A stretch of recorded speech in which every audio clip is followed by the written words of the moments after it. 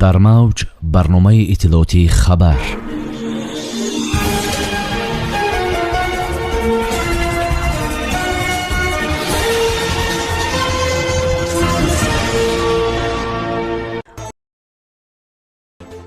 از تاکسی تا ماشین‌های گرانبها میلیتسیا قانونشکنی 15 راننده را افشا کرد.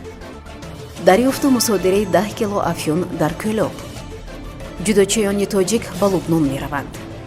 ازبکستانی‌ها سال نو را تنها در دایره خانواده تجلیل می‌کنند. ضربه به قلب چگونه کرونا انسان را می‌کشد؟ رئیست وزارت کارهای داخلی در شهر دوشنبه سامانه خود را با عکس 15 راننده با ماشین‌های سبکروشان نشر کرده است. این راننده‌ها در نقض قاعده حرکت در راه متهم دانسته می‌شوند. منبع می‌افزاید در ادامه عملیات گروه‌های موبیلی نقض قاعده توقف نادرستی ماشین‌ها از طرف 15 راننده آشکار شده است. در میان آنها همچنین رانندگان چند ماشین تاکسی نیز هستند. ذکر گردید که راننده‌ها ماشین را در قطار دوم و سوم راه یا ایستگاه‌ها که اصلاً برای اتوبوس و ترالبوس میباشند نگاه می‌داشتند. این نهاد از تمام رانندگان دعوت نموده است که ماشین‌های خود را در قطار دوم و سوم و همچنین ایستگاه‌ها نگذارند.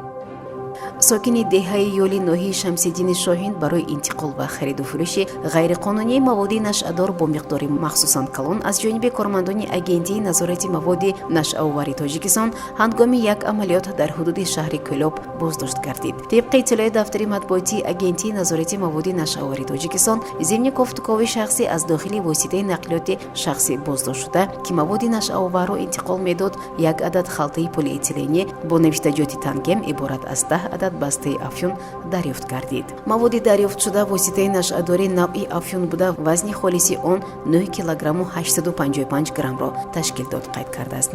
منبع یادآور شد که شخص مذکور مواد نشئه‌داری نوعی افیون را با مقصد خرید و فروش غیرقانونی صاحب شده است. اگنتی نظارتی مواد نشئه‌آوری تاجیکستان تاکید می‌کند که نسبت به شهروندی بازداشت شده با قسم سوم ماده 202 کدکس جنایتی تاجیکستان پرونده جنایتی باز شده تفتیشات ادامه دارد.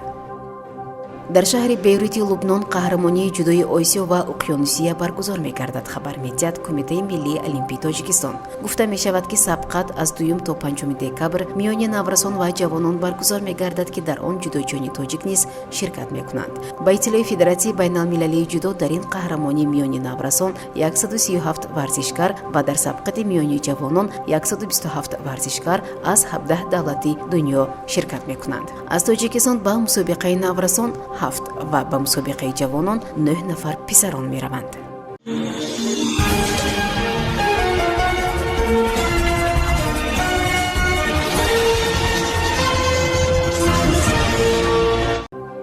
با قرار ستاد مخصوص جمهوریوی سال نو در جمهوری ازبکستان تنها در دایره خانواده تجلیل می شود.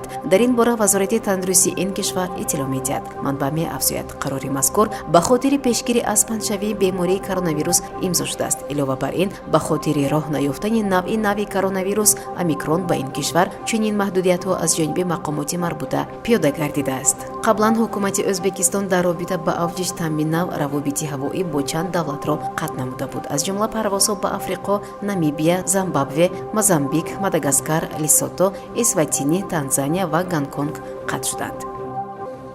بیماران گرفتار مشکلات دل و رگ‌ها می‌توانند در پس‌منظر کووید 19 بد شدن بیماری‌های مزمن را احساس کنند، گفت سرگئی باتسوف، سرپزشک ازادی وزارت تندرستی روسیه. برای پیشگیری کردن تأثیر منفی سرایت کرونا ویروس به بیماران توصیه داده می‌شود که از معاینه طبی گذرند. خوف عدم جبران یا بد شدن جریان بیماری‌های دل و رگ‌ها افزایش می‌یابد. اکثر وقت این مشکل تبابت با داروها پس از مشورت با دلپزشک یا طبیب امراض درونی را طلب می‌کند. شهرداد بایتسوف. او اینچنین افزود که معاینه عمیق کلینیکی بیماری برای سریع وقت تنظیم کردن تبابت مساعدت می‌کند. بایتسوف توضیح داد که بهترین چاره‌های پیشگیری کننده علیه کووید 19 در همه گروه بیماران رعایت همه تدبیرهای اپیدمیولوژی از جمله واکسینه زنی، پوشیدن نقاب، رعایت مسافه اجتماعی و چاره‌های بهداشتی میباشد.